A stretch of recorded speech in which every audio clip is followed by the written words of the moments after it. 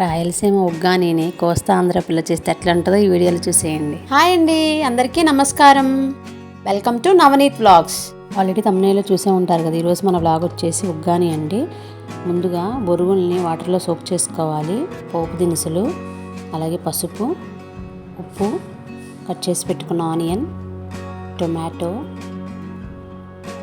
అలాగే 2 green chillies, కరివేపాకు, కొత్తిమీర ఇవ్వండి. తర్వాత స్టవ్ ఆన్ చేసుకొని ప్యాన్ పెట్టుకొని ఆయిల్ యాడ్ చేసుకోవాలండి. నేనైతే 6 టేబుల్ స్పూన్స్ యాడ్ చేసుకున్నాను. నూనె బాగా వేడైన తర్వాత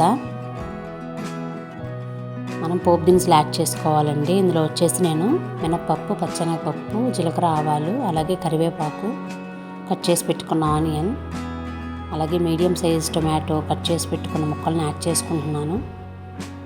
వీటిని ఒకసారి తిప్పుకోవాలండి.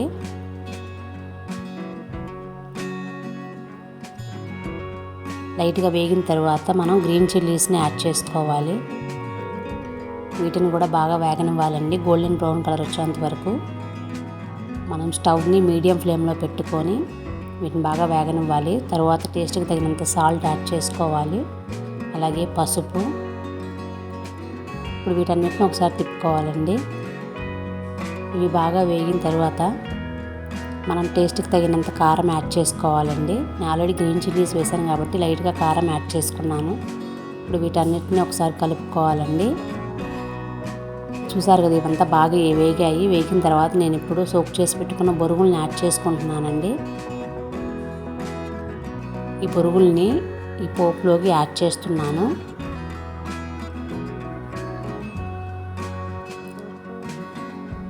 యాడ్ చేసిన తర్వాత ఈ మిశ్రమం మొత్తాన్ని ఒకసారి కలుపుకోవాలండి. ఈ వెజిటబుల్స్ అంతా బొరుగుల్లో కలిసేలాగా బాగా తిప్పుకోవాలండి. చూసారు కదా, ఉగ్గాని రెడీ అయిపోయింది. తర్వాత గార్నిషింగ్ కోసం కొత్తిమీర యాడ్ చేస్తున్నాను.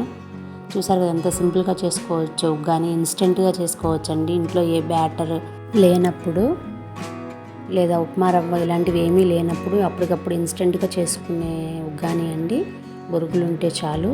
చూసారు కదా మా వ్లాగ్. ఇలాంటి మరికొన్ని వ్లాగ్స్ కోసం please subscribe to Navneet vlogs. Thank you.